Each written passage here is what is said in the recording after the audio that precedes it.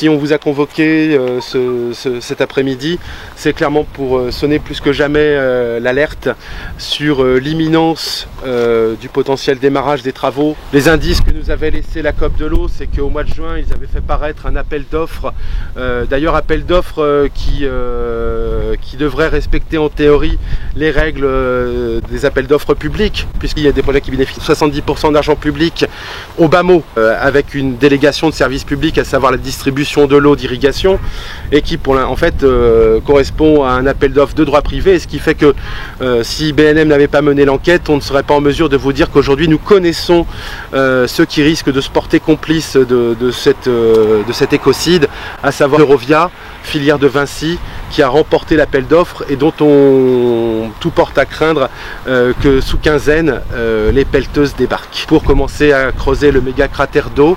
Celui-ci serait un cratère de 5 hectares d'affouillement, comme ils disent, pour une emprise totale du site de 8 hectares et pour un volume de 250 000 m3 consacré à l'irrigation de 5 exploitants situés à proximité. Ce qu'on réclame aujourd'hui très clairement, en espérant que cette fois-ci ça trouvera écho chez les élus locaux, chez les différents députés du territoire, chez les associations de protection de la nature qui se sont compromis dans la signature du protocole, c'est l'obtention d'un moratoire, ne serait-ce que pour que l'ensemble des recours juridiques aient pu être étudiés, ne serait-ce que pour laisser à la Commission européenne le fait de savoir si en effet dans ce cas de projet on a bien 9 directives européennes qui sont bafouées, le fait également que l'appel du premier jugement donnant l'autorisation, qui a d'abord conclu au surdimensionnement de 9 bassines, tout en disant que les 7 autres bassines, aujourd'hui ce que défendent les 10 associations de protection de la nature qui se sont associées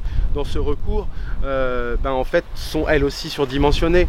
Et notre crainte très claire, c'est qu'on reproduise ici la catastrophe de Caussade, qu'on reproduise ici la catastrophe de l'Aza des Roches, où finalement les préfets en toute hâte, sous pression de la FNSEA et de leurs partenaires, commencent des travaux qui quelques mois après s'avèrent illégaux, et de se retrouver avec une situation un peu plus ubuesque et lamentable, où par exemple les bassines de l'Aza des Roches sont en fonction depuis plus de 10 ans, alors que l'appel à Bordeaux a confirmé il y a 6 ans qu'elles étaient bien illégales, sont remplies sous le régime de la dérogation, et comble du ridicule, on apprend qu'au mois de septembre va y avoir une nouvelle enquête publique pour faire l'étude d'impact rétroactive et évaluer la faisabilité réelle de ces bassines-là.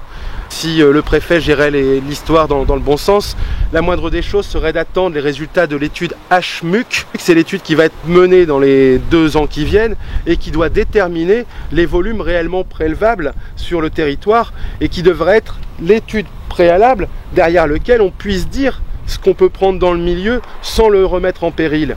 Donc là très clairement, Monsieur Aubry et puis tous ces commanditaires de Normandie, Macron et compagnie veulent clairement mettre la charrue avant les bœufs, et veulent, il faut être très clair aussi là-dessus, l'enjeu de passer en force dans ce calendrier-là et de démarrer les travaux avant le 15 septembre, c'est tout simplement pour donner des gages à la FNSEA qui organise son congrès national du 21 au 23, et pour venir triompher et dire ça y est, nous avons trouvé la solution au réchauffement climatique, c'est le fait de bassiner et de plastiquer des milliers d'hectares en France. On commence par le Marais Poitevin parce qu'il y a le Marais Poitevin en bas et que ça fait un projet exemplaire. Ensuite on plastique 200 bassines à l'échelle du Poitou-Charentes, et à terme plus de 1000 ouvrages à l'échelle de l'ensemble du territoire national. Les 3 mamelles de l'adaptation au réchauffement climatique portées par de Normandie et portées par la FNSEA locale, c'est des bassines partout, c'est le recours à des semences dans des logiques d'OGM, et puis le recours à la culture dite de conservation des sols, qui à la fois peut être une méthode très vertueuse quand il s'agit d'utiliser des couverts végétaux, et qui s'annonce catastrophique quand il s'agit de rétamer ces couverts végétaux à grands coups de glyphosate. Je rappelle qu'ici on est dans le périmètre élargi de protection du captage de Chercoute, qui se situe à 500 mètres d'ici à vol d'oiseau, et qu'il suffit de venir ici au printemps et de voir l'intégralité des champs qui sont en culture de conservation des sols orange fluo, comme les tests terrain là, pas plus tard que 2 semaines avant l'intervention des archéologues. Là, ça vaut le coup de s'arrêter 2 secondes sur comment les porteurs de projets, comment l'État traite les humains dans ces histoires-là. secteur-là. Le fait de faire bosser pendant 3 semaines des archéologues à un pelleteur au milieu des glyphosates, c'est criminel. Le fait aujourd'hui de faire travailler une pauvre dame là, qui est maître chien et qui vient de passer 24 heures non-stop au milieu de rien, sans eau, sans électricité, etc., c'est lamentable. Et là-dessus, on va interpeller l'inspection du travail. On espère que les articles, vous pourrez relater cet événement-là. Ça dit très clairement de comment l'humain est considéré dans ces projets-là. Et quand on considère l'humain comme ça, il ne faut pas se poser la question de comment on considère la nature. C'est pas seulement imbécile, ça suffit pas. C'est irresponsable. Mettre en plus 80% d'argent public dans une bêtise comme celle-ci, mais faut être fada, faut être taré. Moi je prends date aujourd'hui. Si jamais ça se fait, c'est merde. Demain, après-demain, on va aller photographier celle de la Laigne. Parce que là-bas, enfin Julien l'a dit, on est en conflit là-bas, elles sont toutes illégales. Et l'État continue de s'asseoir sur la justice et continue de les voir fonctionner et leur permet de se re-remplir encore. Ici, ça va être pareil. Si jamais ça se fait, c'est contre la loi sur l'eau. La loi sur l'eau est très claire, elle le dit à chaque fois. La priorité, c'est l'eau potable. Là, il y a un captage à quelques centaines de mètres. Là. Ben, le captage de Chercout, il est mal.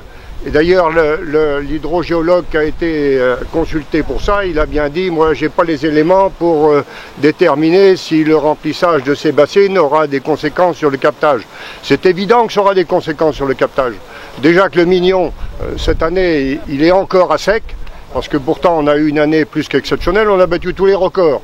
On a eu trop d'eau, on a eu une situation quelques mois après où il n'y avait plus du tout d'eau. Et avec les bassines en plus qui prendront l'eau l'hiver, c'est pas les exemples qui manquent si c'était la première fois. On voit bien les assecs d'hiver sur la Laigne, on voit les assecs d'hiver en Vendée. Mais ils n'ont pas encore compris, ça continue. Faut être fou, il faut être fou. C'est insupportable, c'est insupportable. Moi je comprends pas qu'on puisse que des élus cautionnent ça, que des élus soient assez bêtes, mais encore une fois, bêtes, c'est pas suffisant.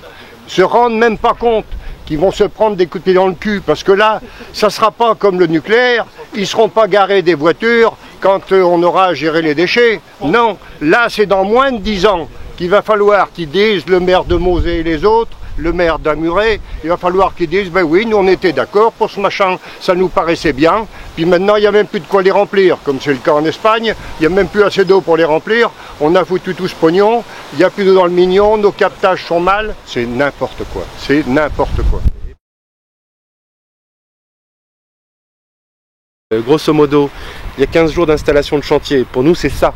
Ça correspond à ce qu'on voit là, le fait de clôturer 1 hectare de... D'ailleurs, c'est peut-être ça la vision des corridors écologiques et des haies. On s'aperçoit que la COP de l'eau a été beaucoup plus prompte en une journée à installer 1 kilomètre, alors qu'il y a un engagement de 30 km de haies pour 16 bassines, ce qui représente 2 km de haies par bassine, ce qui représente moins de 150 mètres par ferme concernée. Et pour pouvoir obtenir, rentrer dans les cases du protocole, on a appris que simplement en maintenant ou en créant 10 mètres linéaires par hectare irrigué, vous pouviez cocher 2 engagements.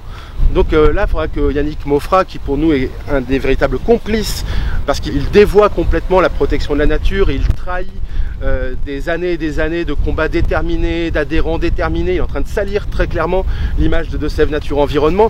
Comment est-ce qu'un président d'une association de protection de la nature peut tolérer que simplement en mettant 10 mètres linéaires de haies par hectare irrigué, on puisse à la fois cocher un engagement dans la protection de la biodiversité et cocher un engagement au titre de la réduction des pesticides dans le cadre des corridors écologiques? Elle est où la plus-value écologique si simplement la mesure de maintien permet de cocher ces 2 engagements? C'est complètement aberrant. Il faut relire le communiqué de presse de Deux-Sèvres Nature Environnement. Ils avaient posé un certain nombre de jalons. Ils avaient dit il faut qu'on ait connaissance des engagements, il faut que les engagements passent devant le CST, il faut que les engagements soient validés par la commission d'évaluation et de suivi, il faut qu'il y ait un état zéro qui soit mis en place sur la biodiversité, il faut qu'il y ait un observatoire des pratiques culturales qui soit mis en place. Et finalement, les porteurs de projets annoncent que d'ici 15 jours, l'observatoire des pratiques culturelles va être mis en place et on oublie tous les autres griefs. Moi je veux bien que certains organismes disent on doit négocier, on doit au sein des institutions pouvoir faire avancer le projet, la fameuse politique des cliquets défendue par François-Marie Pellerin, mais ça tient si les gens sont sérieux et tiennent leurs engagements et leurs lignes rouges jusqu'au bout. Et là on s'aperçoit bien que c'est pas du tout le cas. Au sein des DSNE, une commission interne a été créée après la dernière AG pour suivre l'évolution des engagements des agriculteurs dans le cadre du protocole d'accord.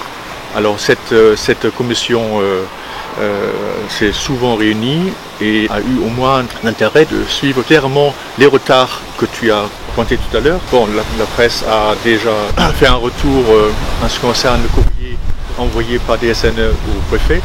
Le préfet a répondu et la commission a travaillé sur ces réponses et est très inquiète. Les membres du CA au complet de DSNE doivent recevoir aujourd'hui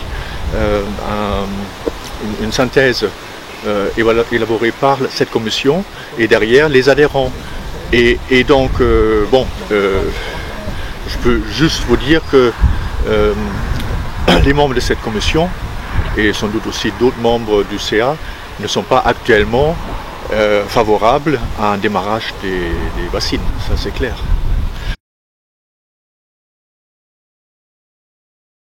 Bassines Non Merci a un programme des festivités pour le mois de septembre très chargé.